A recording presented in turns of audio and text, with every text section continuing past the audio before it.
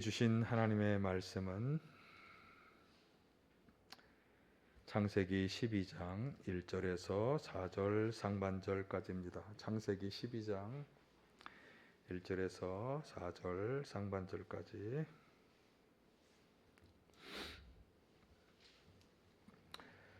제가 세 번의 성서로 봉독해 드립니다. 주님께서 아브라함에게 말씀하셨다. 너는 내가 살고 있는 땅과 내가 난 곳과 너의 아버지의 집을 떠나서 내가 보여주는 땅으로 가거라. 내가 너로 큰 민족이 되게 하고 너에게 복을 주어서 내가 크게 이름을 떨치게 하겠다. 너는 복의 근원이 될 것이다. 너를 축복하는 사람에게는 내가 복을 베풀고 너를 저주하는 사람에게는 내가 저주를 내릴 것이다. 땅에 사는 모든 민족이 너로 말미암아 복을 받을 것이다. 아브라함은 주님께서 말씀하신 대로 길을 떠났다. 아멘. 할렐루야. 오늘도 주님의 은혜와 평강이 함께 하시기를 간절히 축원합니다. 오늘 창세기 본문은 하나님께서 지금 이 본문에 나온 말 그대로면 아브람, 나중에 이 아브람이 이제 아브라함이 되죠. 그래서 열국의 아버지라는 아브라함이라는 이름을 이제 가지게 되기 전에 처음 하나님이 아브라함이라는 이름을 가진 한 사람을 찾아오셔서 말씀하시고 그를 불러주신 이야기입니다. 그래서 오늘 설교의 제목도 있습니다만 오늘 설교는 이 부르심, 하나님의 부르심에 관한 말씀인데요. 바울 사도가 로마서에서 이런 말씀을 했습니다. 로마서 1장 5, 6절 말씀을 우리 함께 같이 보시겠습니다. 우리는 그를 통하여 은혜를 입어 사도의 직분을 받았습니다. 그것은 우리가 그 이름을 전하여 모든 민족이 믿고 순종하게 하려는 것입니다. 여러분도 그들 가운데 있어 예수 그리스도의 부르심을 받은 사람이 되었습니다. 아멘. 바울 사도는 자신이 하나님의 아들 예수님을 통해 하나님의 은혜를 입어서 사도의 직분을 받아 복음을 전하였는데 이 복음을 전하는 말씀을 듣고 믿어서 순종하게 된 사람들, 바로 우리 그리스도인들을 말하는 거죠. 그 그리스도인들이 예수 그리스도의 부르심을 받은 사람이 되었다, 이렇게 말씀하고 있습니다. 오늘 창세기에서 제가 하나님께서 아브라함이라고 하는 사람을 찾아오셔서 부르시는 그런 장면을 이제 우리가 본문으로 읽었습니다만, 이 하나님의 부르심은 이 아브라함뿐만 아니라 계속되어서 오늘 우리도 바울 사도의 이 말씀에 의하면 하나님의 부르심을 받은 사람이 되었다라고 하는 사실입니다. 그러니까 예수님의 부르심, 하나님의 부르심, 같은 의미의 말씀이죠. 창세기 12장 1절에 보면 우리가 하나님께서 아브라함을 어떻게 부르시는지에 대한 장면을 우리가 볼 수 있겠는데, 주님께서 아브라함에게 말씀하셨다. 하나님께서 인간에게 말씀하시는 최초의 장면은 에덴 동산의 아담과 하와의 이야기일 것입니다. 그리고 그 이후에 이제 하나님과 동행하였다고 인정받은 노아, 에녹, 이런 분들이 이야기가 나옵니다만, 그러나 하나님이 그분들에게 이렇게 말씀하시고 그분들이 하나님과 대화하는 것에 관한 그런 장면이 성경에는 기록되어 있지 않아요. 그러니까 하나님께서 찾아오셔서 말씀하시고 그 하나님에게 응답하고 하는 이 대화의 장면이 최초로 기록된 것은 이 창세기 12장 오늘 본문의 사건입니다. 그러니까 하나님께서는 찾아오셔서 말씀하셨어요. 찾아오셔서 말씀하시는 이유는 그를 불러주시기 위함입니다. 그러니까 하나님께서는 하나님이 하려고 하시는 중요한 일을 할 때마다 항상 사람을 찾아오셔서 불러주셨어요. 오늘 본문의 아브라함도 그렇고요. 또 모세라고 하는 분도, 또 야곱도, 또 신약의 바울이라고 하는 사도도 다 먼저 하나님이 찾아오셔서 말씀하시는 하나님의 부르심을 경험했습니다. 예수님의 제자들도 마찬가지입니다. 유대인이면서도 이집트의 공주의 아들로 자랐던 모세가 이제 성인이 되면서 자신이 이집트 사람이 아니고 유대 사람이라는 것을 자각하면서 이제 나갔다가 이집트 사람을 죽이고 결국 광야로 도망하게 되었죠. 근데 그런 그에게 나타나셔서 말씀하신 분이 하나님이셨어요. 하나님이 모세라고 하는 도망자 모세에게 찾아가셔서 말씀하신 거죠. 바울 사도 역시 마찬가지입니다. 그가 바울이라는 이름을 얻기 전에 사울이라는 이름의 청년이었을 시절에 그는 그리스도인들을 붙잡아 가두기 위해서 다메섹으로 내려가던 길에 예수님께서 그를 찾아가셨죠. 예수님께서 그에게 찾아가셔서 말씀하셨습니다. 오늘 우리도 마찬가지입니다.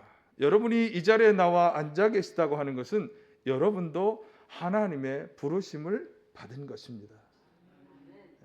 여러분, 하나님께서 우리를 불러주셨다. 우리도 하나님의 부르심을 받은 사람이다. 이 확신을 가지시기를 바랍니다. 그럼 하나님께서 왜 이렇게 먼저 사람을 찾아오셔서 부르시는 것일까? 하나님이 부르시는 구체적인 이유가 무엇일까? 제가 성경에 하나님께서 찾아오셔서 부르신 분들의 이야기를 해드렸는데 그분들의 이야기에 해답이 있습니다. 먼저 하나님께서 광야의 호렙산의 떨기나무 가운데에서 모세를 찾아오셔서 만나 주셨는데 그 이유는 출애굽기 3장 10절에 의하면 이스라엘 민족을 애굽의 압제에서 구원해내시기 위해서였죠.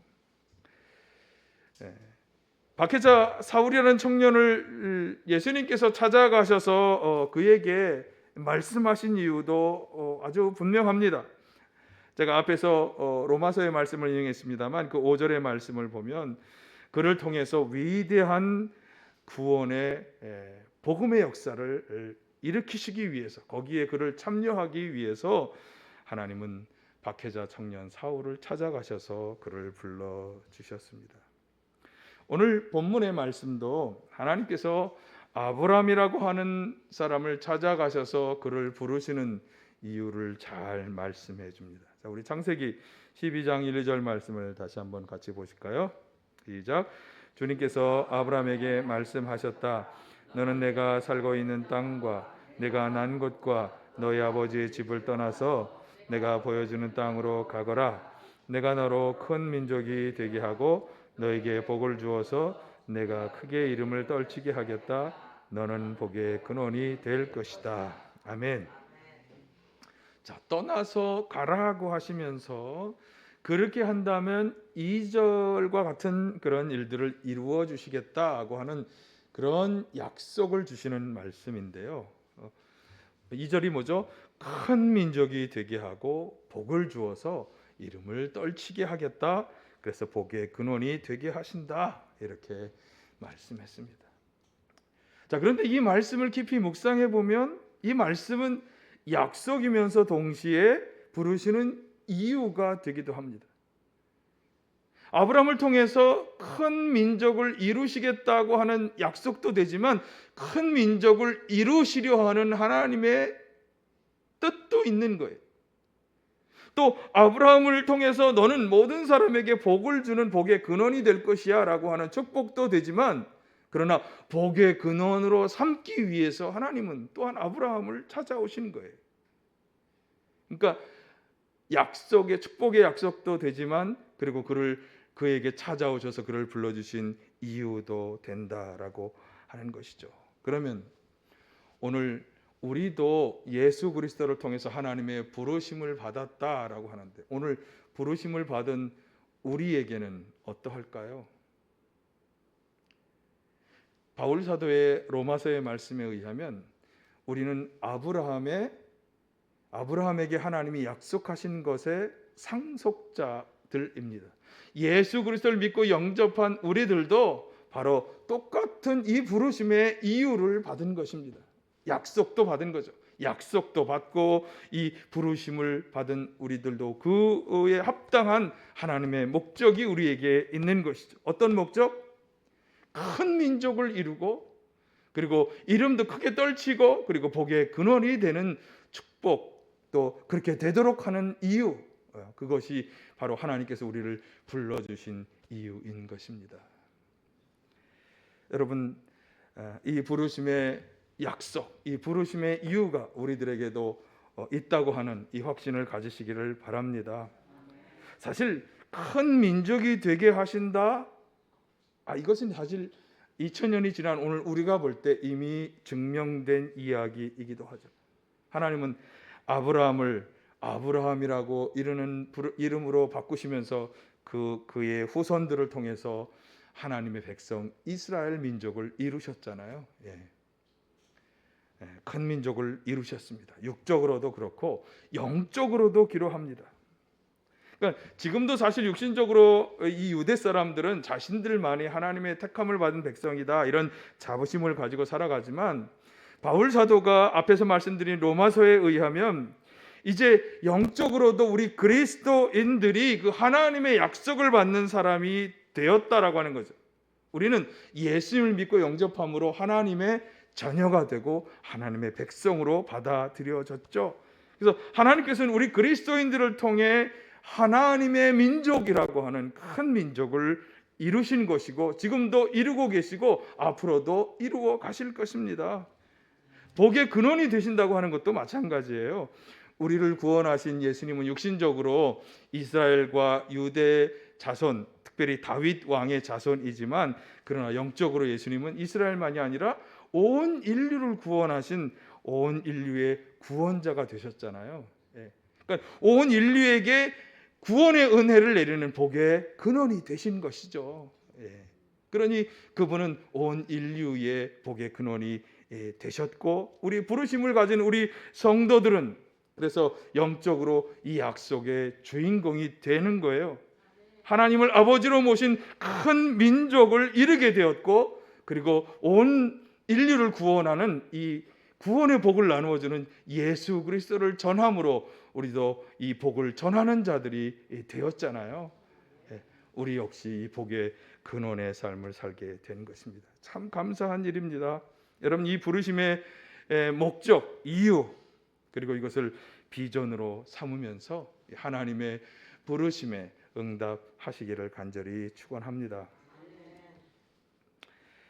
그런데 이 부르심을 받은 자들에게 주시는 약속과 비전, 이것을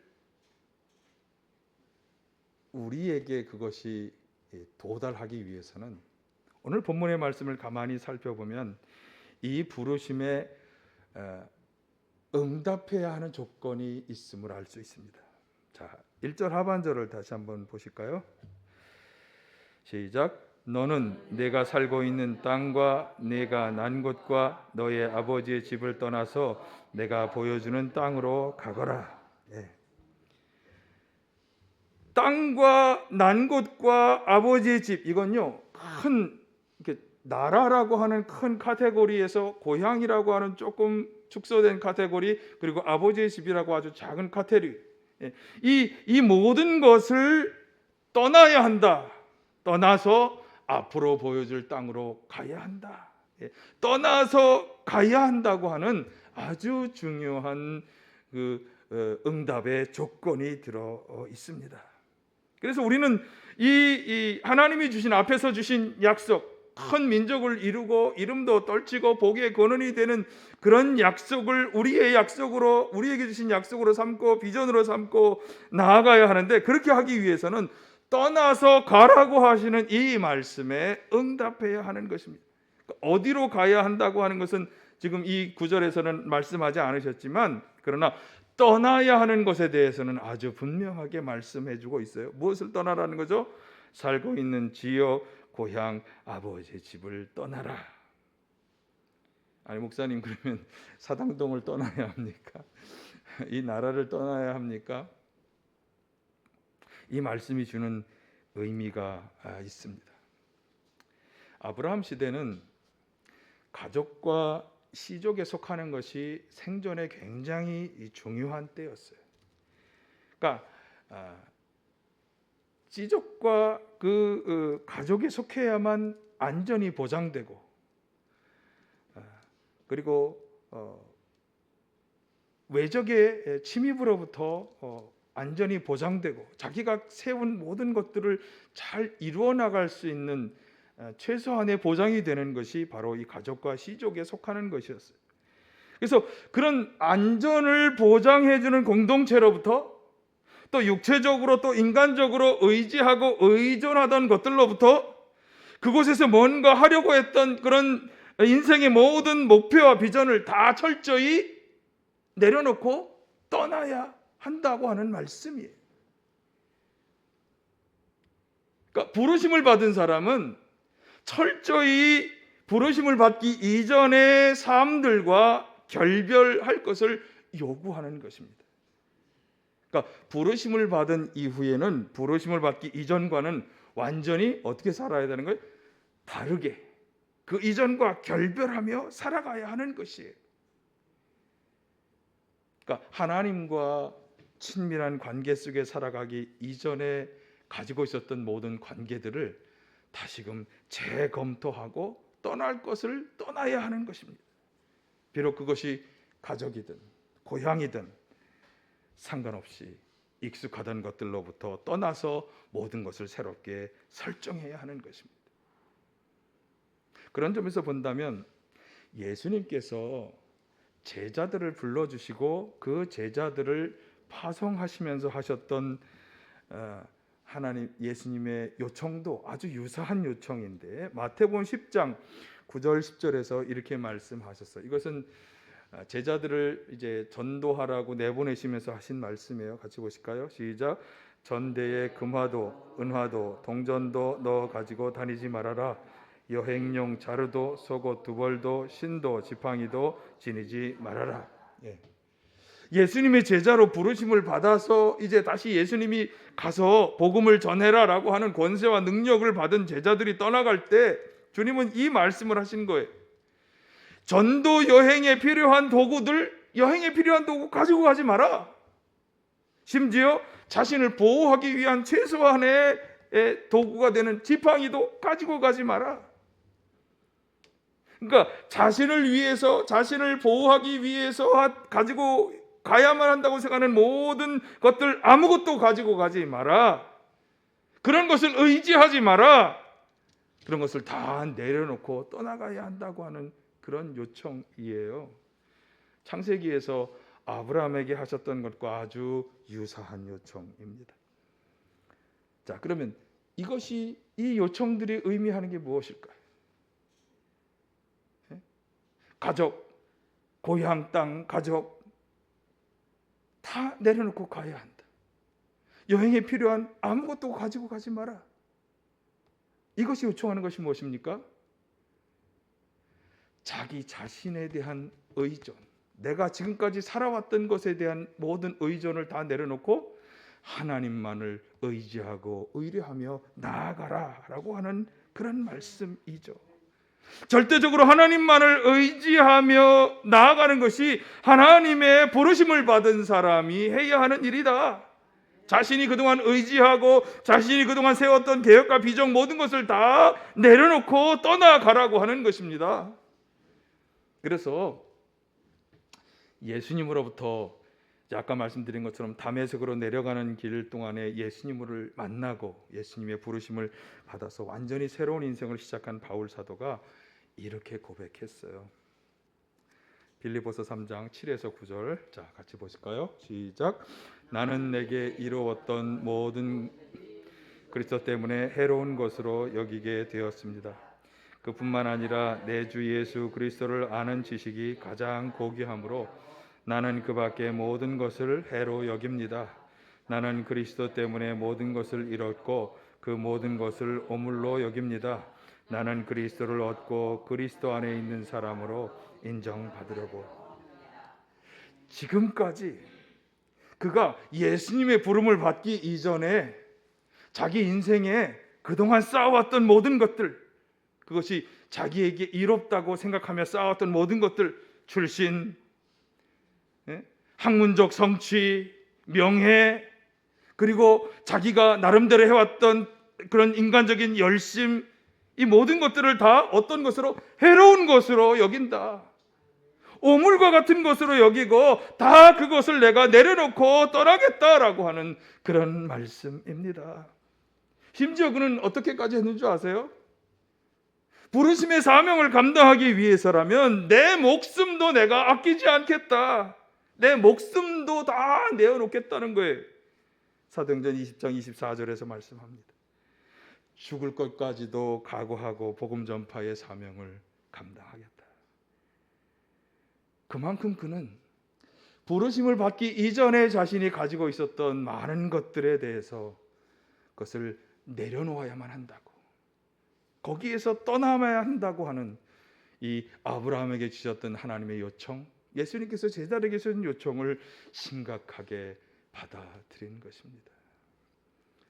여러분, 우리가 주의 부르심을 받기 이전에 우리가 기대하고 의지하던 어떤 것들이 있을까요? 우리는 거기로부터 그것을 다 내려놓고 떠났을까요? 아니면 여전히 거기에 아직도 한 발 걸치고 있을까요? 이 사순절에 부르심을 받은 자로서의 확신을 가지고 자기 자신을 한번 돌아보시기를 바랍니다. 자, 그런데 관련해서 바울 사도는 부르심을 받기 이전의 삶에서 떠나야만 하는 또 다른 측면을 에베소서에서 이렇게 말씀했습니다. 에베소서 4장 22, 24절 같이 한번 보실까요? 시작. 여러분은 지난날의 생활 방식대로 허망한 욕정을 따라 살다가 썩어 없어질 그 옛사람을 벗어버리고 마음의 영을 새롭게 하여 하나님의 형상을 따라 참 의로움과 참 거룩함으로 지으심을 받은 새 사람을 입으십시오. 부르심을 받기 이전에, 그래서 예수님을 알지 못하거나 무시하며 살았던 그런 모든 과거의 생활 방식에 대해서 그는 이렇게 이야기했어요. 허망한 욕정을 따라 살았던 것이다. 그렇기 때문에 이제 새롭게 출발하는 새 사람으로서 바로 그 과거의 죄된 생활 방식, 죄된 성품들, 이런 것과 그는 단절해야만 한다고 말씀하고 있는 것입니다. 여기 마음의 영을 새롭게 하라고 하는 것은 이제 마음의 영을, 성령의 인도를 따라 살아갈 것을 말씀하는 거죠. 하나님의 형상을 본받는 의와 거룩함의 새 사람으로 성령을 따라 변화되어야 할 것을 말씀하는 것입니다. 관련해서 로마서 12장 2절에서 이 말씀을 했어요. 여러분은, 시작, 여러분은 이 시대의 풍조를 본받지 말고 마음을 새롭게 함으로 변화를 받아서 하나님의 선하시고 기뻐하시고 완전하신 뜻이 무엇인지를 분별하도록 하십시오. 여기 이 시대의 풍조를 본받지 말라고 하는 이 시대의 풍조는 분명히 앞에서 얘기한 허망한 욕정을 따라 살았던 과거의 삶과 연결되었던 삶의 모습을 이야기하는 것일 겁니다. 죄악을 따르고 욕망을 따르는 이 세대 사람들의 풍조를 본받지 말아야 한다. 왜? 그것은 부르심을 받기 이전의 삶의 모습이었다고 하는 거죠.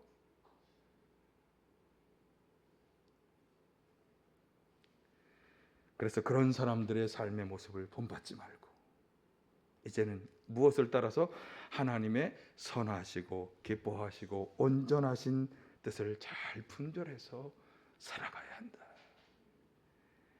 이것이 하나님의 부르심을 확신하며 부르심에 응답하고자 하는 우리들이 반드시 해야 하는 결단인 것입니다.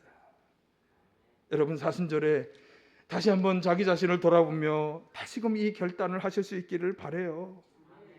나는 정말 예수님의 부름을 받기 이전에 그런 생활 방식에서 떠났을까? 욕망을 따르고 죄를 따르던 그런 생활 방식에서 떠났을까? 나는 그 이전의 삶과 어느 정도로 결별하고 있을까? 혹시라도 여전히 한 발 걸치고 있는 것은 아닌가? 돌아보아야 합니다. 그런 점에 있어서 꼭 기억해야 할 것은, 이렇게 철저히 과거의 옛사람과 결별하고 새 사람으로 살지 않으면, 그렇게 살지 않으면 어떻게 된다? 사단이 그 틈을 노릴 수 있다. 노리고 우리를 다시금 사단의 수렁이로 빠져들어가게 한다. 여러 차례 말씀드렸죠. 사단은 우리가 그리스도인이 된 순간부터 우리를 무너뜨리기 위해서 우리의 틈을 노리는데, 마치 무엇처럼? 우는 사자가 먹이를 찾는 것처럼 우리의 틈을 노리고 있기 때문에 계속해서 우리를 이 틈을 통해서 유혹하고 도전하면서 예전의 삶으로, 부르심을 받기 이전의 삶으로, 과거의 욕망을 따르고 죄된 삶으로 돌아가도록 계속 우리를 유혹하고 도전하는 시도를 하고 있기 때문에, 우리가 이것을 결별하지 않는다면, 여전히 한 발 걸치고 있다면 그 발이 사단에게 틈이 되어서 결국은 우리를 무너뜨리게 될 것이다. 이것을 기억하시기를 바랍니다. 또 하나, 그렇게 과거와 단절해야 하는 더욱 분명한 한 가지 이유가 있어요. 그것은 말씀드린 것처럼 주님이 떠나라고 요청하셨기 때문에, 또 사단에게 틈을 줄 수 있기 때문이기도 하지만, 더 중요한 이유는 그렇게 과거의 삶을 완전히 떠나서 하나님을 신뢰하는 그런 믿음으로 나아가는 사람에게 하나님의 능력과 은총이 부어지기 때문에, 우리가 승리의 삶을 살아야 하잖아요. 능력 있는 그리스도인의 삶을 살아야 하잖아요. 그것은 우리가 과거를 단절하고 온전히 주님의 능력과 은총을 받을 때 가능한 것입니다. 그리고 그런 능력과 은총을 받는 사람을 주님이 사용하시는 거예요. 여러분, 사순절 이 아침에 이 깨달음이 함께 하시기를 간절히 축원합니다. 주님을 알고 만나기 이전에 과거의 죄된 삶, 욕망을 따르는 삶에서 철저히 분리하여 떠나시고, 그 부르심 받기 이전에 삶의 방식에 걸쳤던 그 발을 떼어내고 철저히 결별하시기를 간절히 축원합니다. 이런 생각을 해보았습니다. 만일 아브라함이 이러한 하나님의 부르심과 그리고 떠남에 있어서 주저했다면 어떻게 되었을까? 그러니까 가족을 생각하고 지금까지 친분을 쌓았던 사람들과의 의리를 생각하면서 주저했다면, 가족과 고향이 주는 안정감을 포기하지 못했다면, 지금까지 자신이 살아오면서 세웠던 인생의 삶의 목표를 포기할 수 없고 그것을 준비하며 살았던 것을 아깝게 생각하고 고소하는 마음이 있었다면, 그러면 어떻게 되었을까? 아브라함은 아브라함이 되지 못하였을 것입니다. 열국의 아버지라는 이름의 믿음의 조상이 되지 못하였을 거예요. 앞에서 하나님의 부르심을 받았던 모세도, 그리고 선지자 이사야, 에레미야, 예수님의 제자들도, 바울 사도도 다 마찬가지예요. 그들은 하나님께 사용되지 못하였을 것입니다. 아마 성경에는 그들의 이름이 쓰여지지 않았을 것입니다. 또 거꾸로 이렇게 생각할 수 있습니다. 아마 많은 사람들이 하나님의 부르심, 예수 그리스도의 부르심을 받았을 거예요.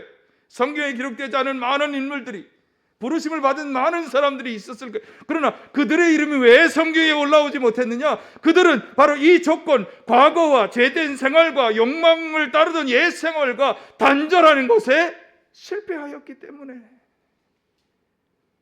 모르드게가 에스더에게 했던 경고가 바로 그것입니다. 하나님께서는 모르드게는 에스더가 자기에게 주어진 일을 감당하지 않는다면 하나님은 다른 곳에서라도 도움을 얻어서 이스라엘을 구원하는 일을 했을 거라고 말씀하고 있습니다. 한번 보실까요? 에스더 4장 14절 시작. 이런 때에 왕후께서 입을 다물고 계시면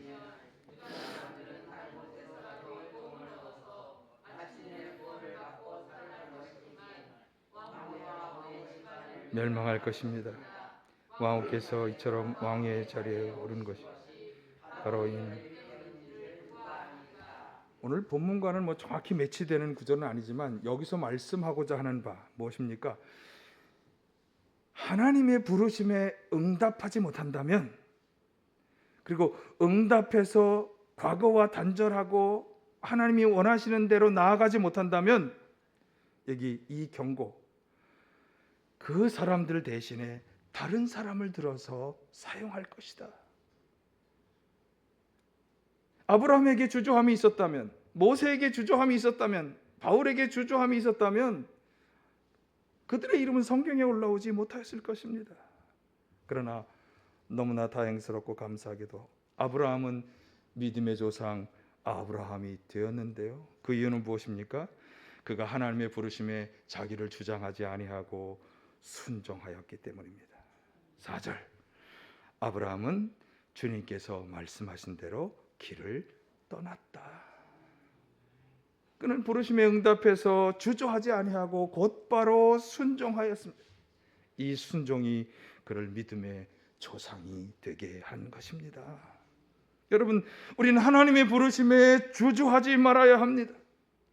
자신의 조건, 자신의 계획을 내세우지 말아야 합니다. 하나님은, 창조주 하나님께서는 피조물인 우리보다 더 완벽하게 우리를 알고 계시고 더 완벽한 계획을 세우셔서 우리를 복된 길로 인도하시는 것입니다. 이것을 믿어야 하죠. 이 확신과 믿음을 가지고 부르심에 순종해야 하는 것입니다. 어디로 가는지 몰랐지만 바로 길을 떠나는 순종으로 응답했던 아브라함처럼 어떤 일이 벌어질지 모르지만 부르심에 순종해서 과거와 단절하고 떠나갈 때 주님은 우리를 복된 길로 인도해 주실 줄 믿습니다. 이 확신 가지고 순종해야 하는 것입니다. 여러분, 오늘 우리가 이 자리에 나와 앉아 있다고 하는 것은 하나님께서 저와 여러분을 불러주셨기 때문인 줄 믿습니다. 우리는 모두 하나님의 부르심을 받은 사람입니다. 하나님은 당신이 부르셔서 사용하시는 사람들을 세상 모든 민족의 복의 근원이 되게 하실 것입니다. 이 약속, 이 비전을 가지고 나아가시기를 바라요. 그러나 꼭 기억해야 할 것은 이 부르심을 받은 사람들에게 요청되는 것은 철저히 부르심을 받기 이전의 과거 옛사람으로부터 떠나가는 것입니다. 욕망을 따르던 옛사람으로부터, 죄악과 관련해 살아가던 옛사람으로부터 철저히 떠나는 것입니다. 인간적으로 의지하던 모든 것을 떠나서 하나님만을 바라보며 의지하며 나아가시기를 바라고요. 바울 사도의 요청처럼 세상의 풍조를 따르던 모든 것에서 철저히 떠나서 하나님의 선하시고 온전하시고 기뻐하신 뜻을 분별하여 순종하시기를 바랍니다. 이 사순절기에 이 하나님의 부르심에, 다시 한번 부르심에 이유와 비전을 품고 아멘으로 응답하는 우리 모두가 다 되시기를 간절히 축원합니다.